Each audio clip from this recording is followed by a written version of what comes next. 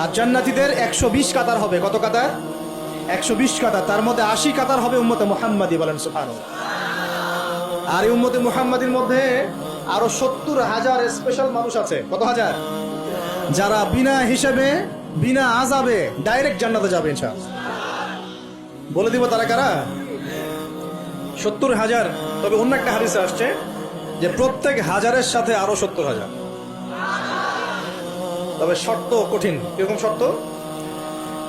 সাহাবীরা বসে ডিসকাস করছেন কে হতে পারে তারা। কেউ বলছেন তারা হয়তো প্রথম দিকের মুসলিমরা হবেন, কেউ বলছেন তারা হয়তো মুজাহিদরা হবেন, কেউ বলছেন তারা বদর যুদ্ধের সাহাবীরা হবে ইত্যাদি।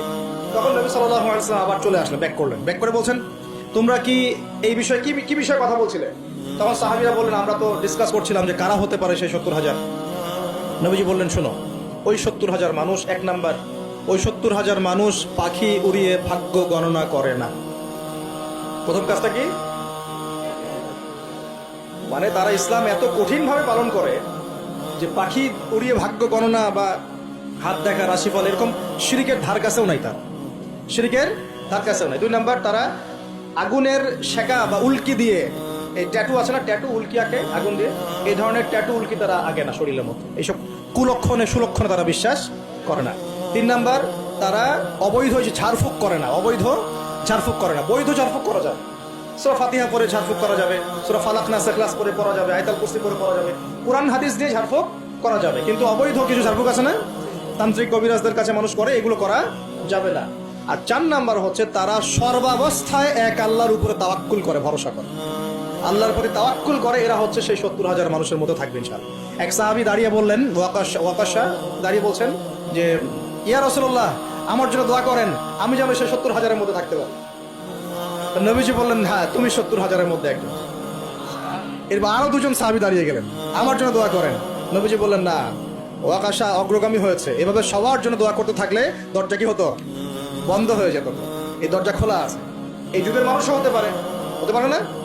যে ব্যক্তি শিরক করে না, আল্লাহ ভরসা করে, কোন রকম কুলক্ষণে বিশ্বাস করে না, ইসলাম পরিপূর্ণরূপে পালন করে, ইনশাআল্লাহ তাআলা আল্লাহ চাইলে তাদেরকে আল্লাহ পাক 70,000-এর মধ্যে আশ্রয় দিবেন, অংশ দিবেন ইনশাআল্লাহ। তো আমরা বলছিলাম যে আমরা কোত্থেকে আসছি ভাই? জান্নাত থেকে। কোথায় যাব? ইনশাআল্লাহ। এর মাঝখানে শয়তানের পথ রয়েছে কিছু, শয়তানের ফিতনা। কি ফিতনা? শয়তান চায়, শয়তান কিন্তু ওয়াদা করে আসছে, চ্যালেঞ্জ করে আসছে আল্লাহর কাছে। কি করছে? চ্যালেঞ্জ। শয়তান কি চ্যালেঞ্জ করছে জানেন? শয়তান চ্যালেঞ্জ করছে যে রব্বি, শয়তান বলছে রব্বি মানে হে আমার রব। শয়তান কিন্তু আস্তিক, শয়তান কিন্তু আস্তিক, শয়তান কিন্তু আল্লাহকে বিশ্বাস করে। সে বলছে রব্বি, হে আমার রব, আনজিরনি, আমাকে অবকাশ দিন, ইলা ইয়াউমি ইউবআসুন, কিয়ামত দিবস পর্যন্ত অবকাশ দিন। আল্লাহ বলছেন ফাইন্নাকা মিনাল মুনজারিন, যাও, তোমাকে অবকাশ দেওয়া হলো। কিয়ামত পর্যন্ত সময় আল্লাহর কাছে এমন বড় কিছু নয়, খুব সামান্য।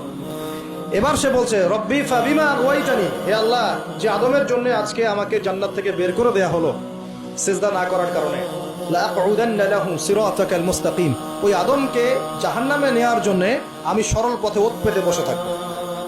বসে থাকে না শয়তান? সুম্মা লাআতিয়ান্না মিন বাইনি আইদিহিম, খুব ভালো করে জায়গাটা বোঝেন প্রিয় ভাই। শয়তান চ্যালেঞ্জ করে বলছে সুম্মা, এর পরে আমি আসবো আদম সন্তানের সামন থেকে। কোত্থেকে? এই সামন থেকে মানে অর্থ হচ্ছে দুনিয়া, মানে আপনাকে দুনিয়ার সমস্ত ফিতনা এসে প্রলুব্ধ করে রাখবে। দুনিয়া চোখের সামনে দেখা যায় না?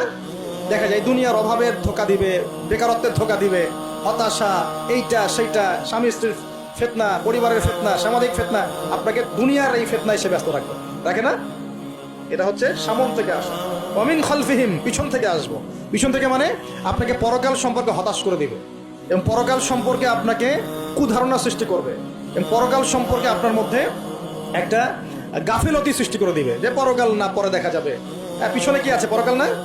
পিছনটা পরকাল। তো পরকাল আসবে যখন, তখন দেখা যাবে। হ্যাঁ, বৃদ্ধ হলে তখন তওবা করে নিব, এখনো কি তাড়াহুড়ার কি আছে, পরে দেখা যাবে শেষ বয়সে। এরকম করে আপনাকে ভুলিয়ে ভালিয়ে রাখবে পিছন থেকে। আবার হতাশ করে দিবে, আমার পরকালে আমার জান্নাত হবে না, আমি তো এত আমল করতে পারি নাই, হ্যাঁ, আমার কি হবে, আমার আত্মহত্যা ছাড়া কোনো পথ নাই, এভাবে হতাশ করে ফেলবে আপনাকে পিছন থেকে। সুম্মা লাআতিয়ান্না মিন বাইনি আইদিহিম ওয়া মিন খালফিহিম, সামন থেকে আসবো, পিছন থেকে আসবো, ওয়া আন আইমানিহিম, ডান দিক থেকে আসবো। ডান দিক মানে কি? এটার ব্যাখ্যাও চমৎকার। ডান দিক মানে কি? আমরা বলি না ডান পক্ষ খুব ভালো মনে করি না? ডান পক্ষ ভালো, ডান দিকটা ভালো, শুভ মনে করি তো। ডান দিক হচ্ছে আপনাকে নেক্সট সুরতে সে ধোকায় ফেলবে। ডান দিক মানে কি?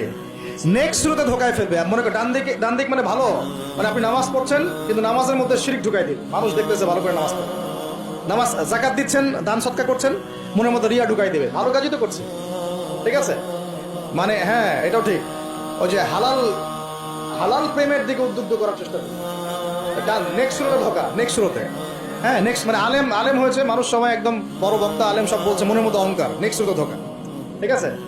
বা মনে হচ্ছে যে এক ভাইয়ের গীবত তহমত সমালোচনা করাকে সে দিনের পথে সংগ্রাম মনে করছে, নেক্সট শুরুতে ধোকা।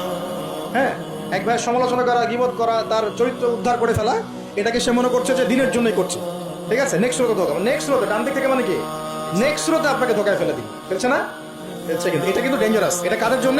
এটা আবেদ মানুষদের জন্যই, যারা আল্লাহকে মানে, রাসূলকে মানে, চেষ্টা করে দিনের পথে চলার জন্য, এদেরকে সে ডান দিক থেকে আসবে আর কি, মানে আমাদের ক্ষেত্রে আল্লাহ পাক হেফাজত করুন বলি আমি।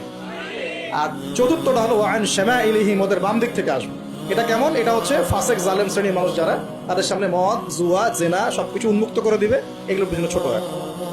এইভাবে চতুর্দিক থেকে শয়তান আসবে এবং বলবে, আল্লাহকে বলেছে ওয়ালা তাজিদু আকসারাহুম শাকিরিন, আল্লাহ আপনি বেশিরভাগ আদম সন্তানকেই শুকরগুজার পাবেন না। এটা কি বাস্তব না? এখন বেশিরভাগ মুসলিম নামাজ পড়ে না, পড়ে না? বেশিরভাগ মুসলিম যাকাত দেয় কি দেয় না?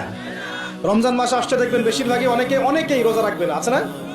রমজান মাসে মানুষ বেপরদায় চলছে না, রোজা রেখেও মানুষ মাপে কম দিবে না, নামাজ পড়েও সুদ খাচ্ছে না, মানে বেশিরভাগ মানুষ কিন্তু সত্যি সত্যি আল্লাহর পথে নাই। এই পৃথিবীতে বেশিরভাগ মানুষ বলছে আল্লাহর সন্তান আছে, নাউজুবিল্লাহ। খ্রিস্টানরা বলছে না আল্লাহর সন্তান আছে? তো বেশিরভাগ মানুষকে আমি পথভ্রষ্ট করে ছাড়বো, শয়তান কিন্তু বলে গেছে, এবং সেটা কিন্তু বাস্তব হচ্ছেও। আল্লাহ পাক অন্য সূরায় বলেছেন ক্বালিলুম মিন ইবাদিয়াশ শাকুর, আমার শুকরগুজার বান্দা খুব কম হবে। কি হবে? কম হবে। হাদিসের মধ্যে আসছে যে তোমরা ৭৩ দলে ভাগ হয়ে যাবে। কত দল? তার মধ্যে একটা মাত্র দল জান্নাতে যাবে। কয়টা দল? মা আনা আলাইহি ওয়া আসহাবি, আমি যার উপরে আছি, আমার সাহাবীরা যার উপরে আছে। তো বুঝতে পারছি যে জাহান্নামে বেশিরভাগ মানুষই যাবে, অল্প মানুষই জান্নাতে যাবে। তবে জান্নাতীদের মধ্যে বেশিরভাগ হবে উম্মতে মুহাম্মাদের মধ্যে ইনশাআল্লাহ তাআলা।